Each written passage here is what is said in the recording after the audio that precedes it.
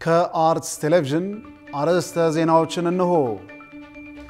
የትግራይ ክልል ጊዜያዊ አስተዳደር ፕሬዝዳንት አቶ ጌታቸው ረዳ ከዶክተር ደብረጽዮን ጋር ለመነጋገር ዝግጁ ነኝ አሉ።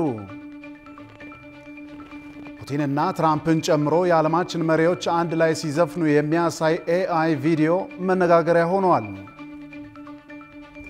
በመዲናዋ የመንጃ ፈቃድ እድሳት አገልግሎት በመታወቂያ አድራሻ ሳይገደብ በየአቅራቢያው እንዲሰጥ ተፈቀደ።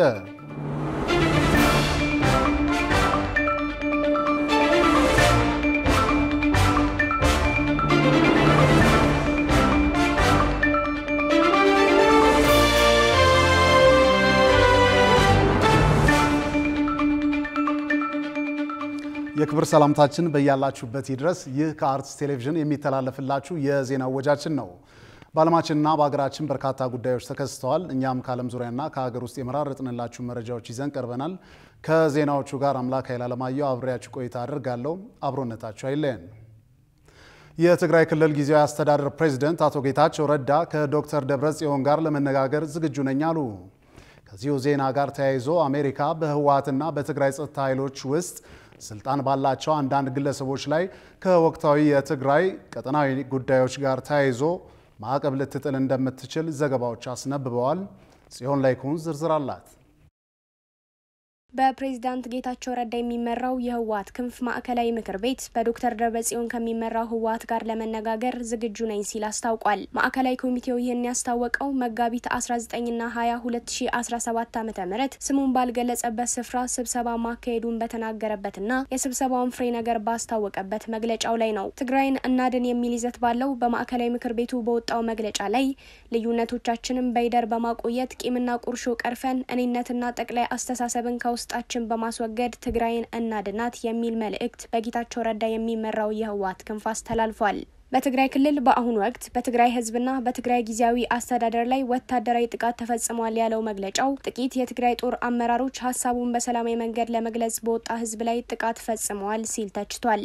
ትግራይን ከተደገሰላት የባሰ አዘቅጠትና አዙሪት የምናድንበት ጊዜ አሁንና አሁን ብቻ ነው ያለው መግለጫው ትግራይ ከገባችበት ቀውስና አጣብቂኝ ያድናታል ብዬ አምኜበታለሁ ያለውን የመፍትሄ ሐሳብ ለውይይት ማቅረቡን፣ ይሁንና ከቀረበው የተሻለ ክልሉን ማዳን የሚችል የመፍትሄ ሐሳብ ካለ ለማዳመጥ ዝግጁ መሆኑን የገለጸው። በዚህም ፕሬዝዳንት ጌታቸው ረዳ የሚመሩት የህወሓት ቡድን ከዶክተር ደብረጽዮን ህወሓት ቡድን ጋር ለመወያየት ዝግጁ መሆኑን አስታውቋል። ባለ 4 ገጽ መግለጫው ከነዚህ ጉዳዮች ጋር በተያያዙና ከሰሞኑ በህዝብ ተወካዮች ምክር ቤት ከተራዘመው የጊዜያዊ አስተዳደሩ እድሜ ጋር በተገናኘ ያለውን አቋም ይፋ አድርጓል። በዶክተር ደብረጽዮን የሚመራው የህወሓት ክንፍ በዚህ የጊዜያዊ አስተዳደሩ ማዕከላዊ ኮሚቴ ባወጣው መግለጫ ላይ እስካሁን የሰጠው ምላሽ የለም። ከዚሁ ዜና ጋር በተያያዘ አሜሪካ በትግራይ ጊዜያዊ አስተዳደር ላይ የመፈንቅለ መንግስት ፈጽመዋል ባለቻቸው የትግራይ ባለስልጣናት ላይ ማዕቀብ ልትጥል እንደምትችል አንድ የሀገሪቱ ባለስልጣን እንደነገሩት ጠቅሶ ዘ ኢኮኖሚስት መጽሔት ሰሞኑን ባወጣው ዘገባ አስነብቧል። አሜሪካ ማዕቀብ ለመጣል እያሰላሰለች ያለችው ትግራይ እንዳትረጋጋ እንቅፋት በሆኑና ክልሉን በድጋሚ ወደ ጦርነት እንዲያመራ እያደረጉ ይገኛሉ በምትላቸው ግለሰቦች ላይ እንደሆነ ባለስልጣኑ መናገራቸውን የጠቀሰው ዘገባው በተጨማሪ በኢትዮጵያና በኤርትራ መካከል ግጭት ለመቀስቀስና ቀጠናውን ለማተራመስ እቅድ ያላቸው አመራሮች መኖራቸውንም አክሏል። የአንደኛው ህወሓት ክንፍ አመራሮች ከኤርትራ ጋር ግንኙነት እንዳላቸው በተደጋጋሚ ሲከሰሱበት ቢሰማም ህወሓት በበኩሉ በተደጋጋሚ ክሱን ውድቅ ሲያደርገው መቆየቱ የሚዘነጋ አይደለም።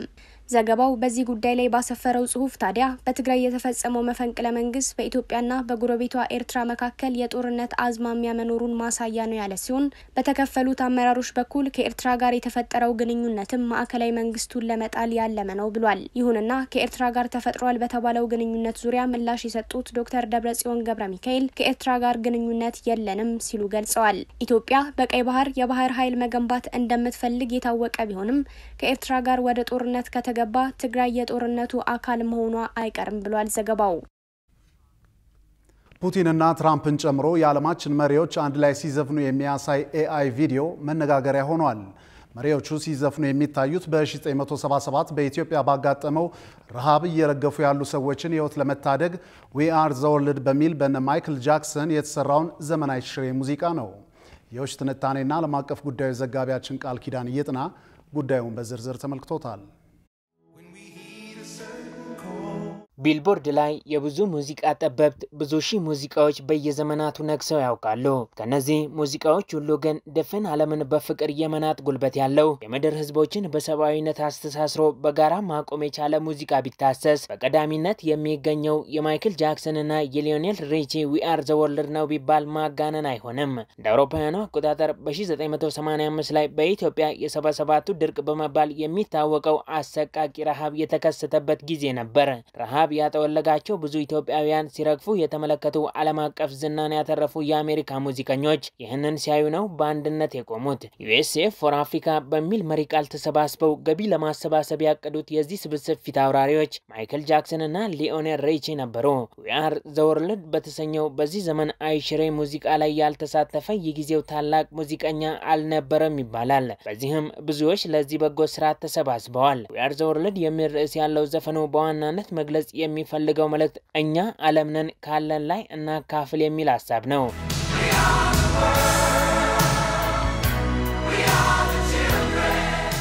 የዚያኔ በተለቀቀ ወቅትም 20 ሚሊዮን የሚሆን ኮፒ ተሸጦ 63 ሚሊዮን ዶላር ገቢ ማስገባቱም ይነገራል። የዜማ የራሱን ያልተደፈረ ክብረ ወሰን በመያዝ ለዘመናት የዘለቀ የሙዚቃ ስራ ሆኖ ከመቆየቱም በላይ 3 የሚደርሱ የግራሚ ሽልማቶችን ጨምሮ ሌሎች ሽልማቶችን ያሸነፈ ሲሆን ከዚህ ውጪም ይሄ ሙዚቃ ከስቱዲዮ ስራ ውጪ ትልቁ ረሃብም አሸንፎ አልፏል።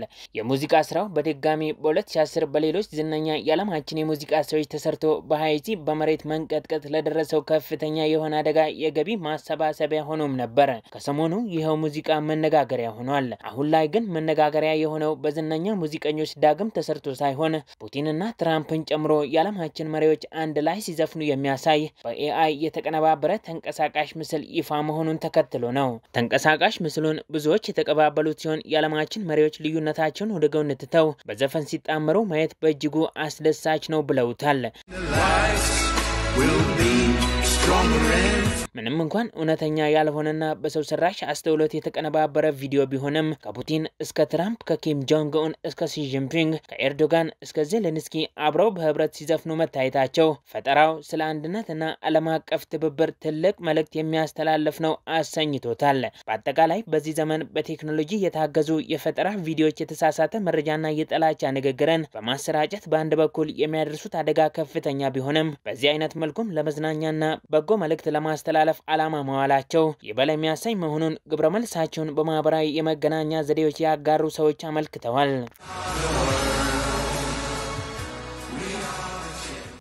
ከአሜሪካ ተባረው በሀገረ ፓናማ ሆቴል ውስጥ ለመቀመጥ የተገደዱ ኢትዮጵያውያንና የሌሎች ሀገራት ስደተኞች ከፍተኛ ችግር ውስጥ መሆናቸው ተሰማ።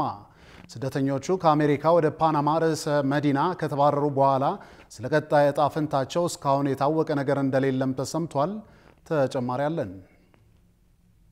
የአሜሪካው ፕሬዝዳንት ዶናልድ ትራምፕ ስልጣን በያዙ በጥቂት ቀናት ውስጥ ካስተላለፏቸው ውሳኔዎች መካከል ህጋዊ ፍቃድ የሌላቸው ስደተኞችን ማባረር አንዱ ሲሆን ይህም በርካታ ኢትዮጵያውያን ስደተኞችን ስጋት ላይ ጥሎ እንደነበር ይታወሳል። በዚሁ በፕሬዝዳንቱ ውሳኔ መሰረት ከአሜሪካ ተባረው በፓናማ ሆቴል እንዲቀመጡ የተደረጉት ኢትዮጵያውያንና ሌሎች ስደተኞች አሁን ባለው መረጃ በአጣብቂኝ ሁኔታ ውስጥ እንደሚገኙ እየተነገረ ይገኛል። እንደ ኢትዮጵያ፣ ኤርትራ፣ ሶማሊያ፣ ኢራን፣ ሩሲያ፣ ፓኪስታን፣ ካሜሩን፣ ቻይናና ከመሳሰሉት ሀገራት የመጡት ስደተኞች በፓናማ መዲና በሚገኝ ሆቴል ውስጥ እንዳይወጡ ተዘግቶባቸው እንደሚገኙ የተገለጸ ሲሆን ስደተኞቹም በመስኮት በኩል እርዳታ ለማግኘት ለአንድ ወር ያክል ሲማጸኑ እንደነበር መረጃዎች ይገልጻሉ። ነገር ግን በወቅቱ የፓናማ የደህንነት ሚኒስትር እነዚህ ስደተኛ ዜጎች እንዳልታሰሩና ለደህንነታቸው ሲባል ፓናማ ውስጥ በጊዜያዊነት በተባበሩት መንግስታት ኤጀንሲዎች ጥበቃ እየተደረገላቸው እንደሆነ ገልጸው ነበር። ቢቢሲ ያነጋገራቸው ስደተኞች ግን ሆቴል ውስጥ እንደ እስረኛ ከመቆጠር ባለፈም ከውጭው ዓለም ጋር እንዲሁም ከጠበቆች ጋር እንዳይገናኙ መከልከላቸውን ይገልጻሉ። ይህም ሆኖ እንኳን ስደተኞቹ በፓናማ ሆቴል ውስጥ የሚቀመጡበት ጊዜም ቢሆን የተገደበ ሲሆን በፓናማ መንግስት በወቅቱ በቀረበላቸው ምርጫ መሰረት በርካቶቹ በፍቃዳቸው ወደ ትውልድ ሀገራቸው ለመመለስ ቢስማሙም ወደ ሀገራቸው መመለስ የማይችሉ ስደተኞች ደግሞ ፍቃደኛ የሆነ ሶስተኛ ሀገር ማፈላለግ እንዳለባቸው ተነግሯቸው እንደነበር መረጃው ያመለክታል። በዚህም መሰረት የሚቀበላቸው ያላገኙና ለመመለስ ያልተስማሙትን ስደተኞች በሆቴል ውስጥ በጊዜያዊነት ካረፉ በኋላ ከዚያ ተወስደው አሜሪካ ለመድረስ የሚሞክሩ ስደተኞች የሚቆዩበት ጣቢያ ውስጥ እንዲገቡ መደረጋቸው ተመላክቷል። ስደተኞቹም በዚህ ጫካ ውስጥ ይገኛል በተባለው ጣቢያ ውስጥ ከገቡ በኋላ ከባድ ፈተናዎችን እያሳለፉ እንደሚገኙ ነው የተገለጸው። ጉዳዩንም አስመልክቶ የፓናማ መንግስት በማዕከሉ የሚገኙትን ስደተኞች የመንከባከብ ኃላፊነት ያለባቸው ዓለም አቀፉ የስደተኞች ድርጅትና የተባበሩት መንግስታት ድርጅት የስደተኞች ኮሚሽን ናቸው ቢልም የአይኦኤም ቃል አቀባይ ግን ድርጅቱ በስፍራው ምንም አይነት ተሳትፎ እንደሌለው መግለጹ ተጠቁሟል።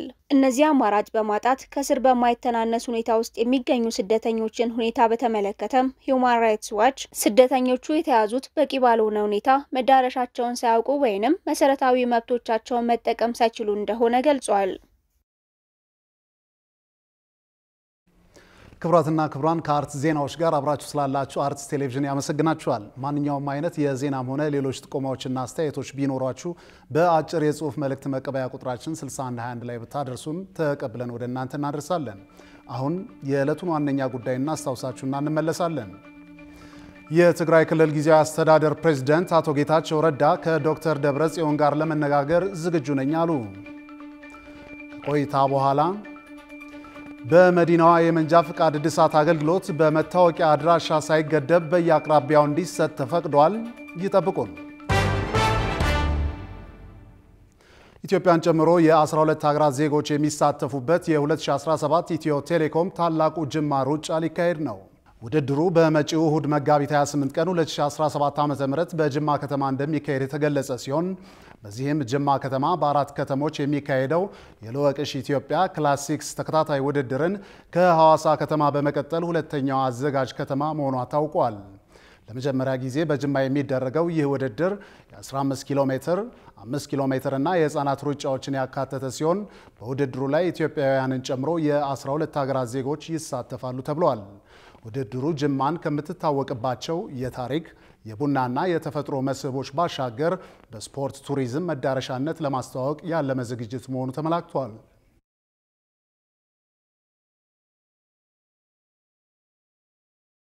ወቅታዊ ጉዳዮችን ተንተርሶ ልዩ ልዩ እንግዶችን የሚጋብዘው ልዩ እንግዳ ፕሮግራማችን የኢትዮጵያ ኦሎምፒክ ኮሚቴ ፕሬዝዳንት ከሆኑት ዶክተር አሸብር ወልደ ጊዮርጊስ ጋር ቆይታ አድርጓል።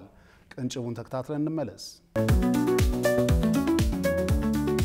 ወደ ስፖርቱ ያቀረቡት የተለየ ምክንያት አለ? በዚህ ደረጃ አጋጣሚዎች እንደዚህ ያወጡሃል። እንዴት ያዩታል? የስልጣን ዘመን ቆይታውትን ያኔ መሪዎች ብንፈራረቅም የሚወጣ ስፖርት አልሆነም። የሰራውት ስህተት አለው ብለው ያስባል? ሚሊዮን ስህተት ሊኖር ይችላል። እስቲ ወደ ኋላ መለስ ብለን ኦሎምፒኩን እንየው። እኛም ስናስበው ምንድነው የሚለውን ስናስብ ብዙ ነገሮች በእኛ አቅም ፈቱ አይደሉም። የአትሌቶች ምርጫ ላይ ጣልቃ ገብነት ነበረ። እኛ አትሌት የለንም። አንዱ ወርቅ የተገኘው በኃይሌ ነው ይላሉ። እርሶ ምን ይላሉ ለዚህ? የማንን ልብስ የአዲዳስን ለብሰ ለናይክ የናይክን ለብሰ ለአዲዳስ ይሆናል? አይሆንም። በተቃራኒው እርሶ ሰርቻለሁ ብሎ ያስባሉ? ያን ስራ የኔ ምን ቦታ አለ? ማን ነው ተጠያቂ? ኢትዮጵያ ብሔራዊ ስልጣኗን አታለች። ያ መመለስ አለበት። ዛሬ ወርዶ እዚህ መድረሱ የማን ኃላፊነት ነው? የማይነጋገሩ አብሮ የማይበሉ አትሌቶችን ፈጥረ ኢትዮጵያን ለውጤት ማብቃት አትችልም።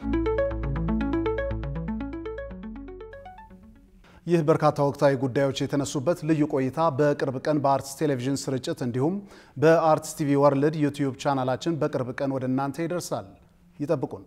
ወደ ቀጣዩ ዜናችን ስናልፍ በመዲናዋ የመንጃ ፍቃድ እድሳት አገልግሎት በመታወቂያ አድራሻ ሳይገደብ በየአቅራቢያው እንዲሰጥ ተፈቀደ። በበርካቶች ላይ መንጃ ፍቃድ ለማደስ ይደርስ የነበረውን እንግልት ያስቀራል ተብሏል። ሮሃ ግርማ ተጨማሪ አላት።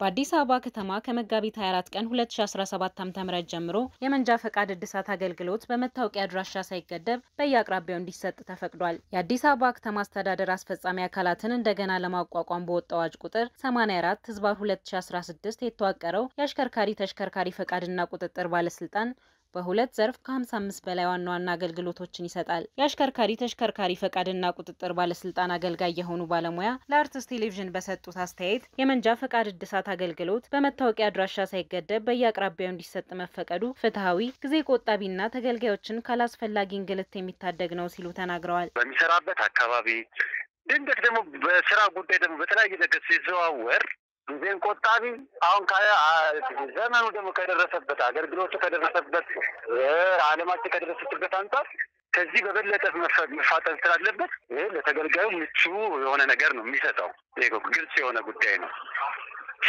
ችግሩ ግን ምን ነበር መሰለህ? ለምሳሌ ላይ ፋይል ባለበት ቦታ ሲባል ከውጣው ተገልጋይ ይድናል ነው።